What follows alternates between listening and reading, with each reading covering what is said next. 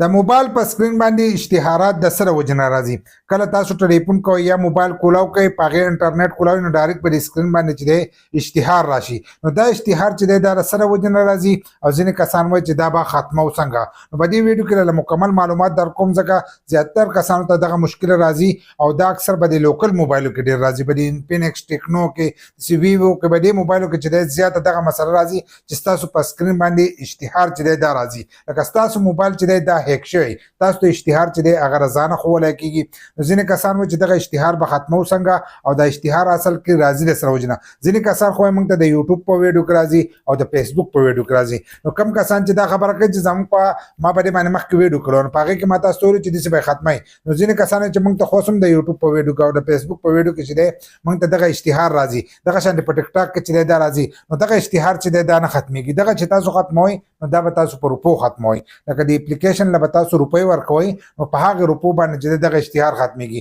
دا چې دی په فری کې نه ختمېږي. که تاسو وایئ چې دغه په فری کې ختم شو موږ چې کم صحیح فیسبوک استعمالو او په دې کې به اشتهار ختم شي نو په دغه کې اشتهار نه ختمېږي. تاسو چې کم ویډیوګان ګورئ کم فیسبوک تاسو استعمالوئ نو دا په دغه اشتهاراتو باندې چلیږي. چې دا اشتهارات نه چلیدلی نو تاسو ته بیا چا ویډیو چې دا به هم نه راوړه معلومات چې دي دا به هم تاسو له چا نه راوړل او دا فیسبوک یوټیوب چې دی دا به هم نه چلیدل. خو دا په دغه اشتهاراتو باندې چې دی دا ایپسونه چلیږي. دغې کسانو له روپۍ ورکړی کېږي موږ چې ویډیوګان ورکوو د دې په ترو باندې چې دی دا هر سره چلیږي. ویډیو جوړیږي او هغه ورخیږي نو دغه اشتهارات چې دی دا نه ختمېږي. د موبایل په سکرین باندې چې کوم اشتهار راځي کله چې تاسو موبایل کولاو کوئ او انټرنیټ ډېرې سره کنیکټ او ډایرکټ تاسو ته په سکرین باندې اشتهار راځي یا تاسو د چا سره په وټساپ په کال باندې خبرې کوئ او تاسو ته اشتهار راځي نو دا اشتهار چې دی دا سره وجنه راځي.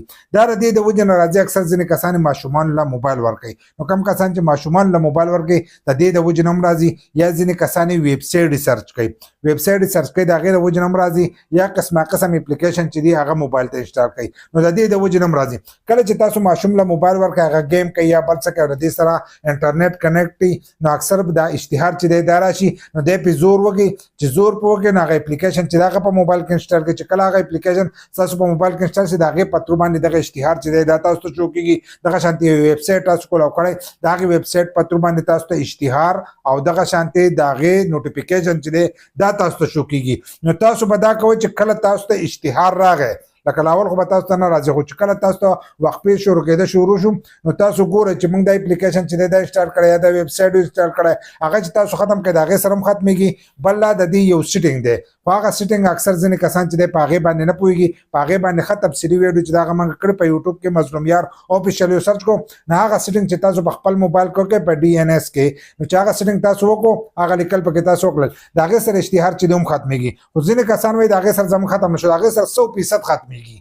لکه زه تاسو ته دا نشم ویلی چې 1% چې دی دا پاتې کېږي 100% چې دی موږ خپل ختم کړي. زه به درته خپل وایم چا موږ ختم کړي دي. خو کم کسان چې په هغه طریقه نه پوهېږي او نه شي ختمولی نو بیا به تاسو خپل موبایل چې دی دا به ریسیټ کوئ نو د ریسیټ کېدو په ترو باندې چې دی بیا ختمېدی شي او په بله طریقه نه شي. خو اپلیکیشن چې یو کم انسټال کړي یا ویب سایټ چې کومې کولاو کړي نو هغه چې دی هغه تاسو دا خپل دغه نه ختم کړئ موبایل نه نو بیا هم ستاسو اشتهار چې دی دا ختمېدی شي. نو که تاسو دغه غلطیانې کوئ نو تاسو ته به بار بار چې دی اشتهار به راځي.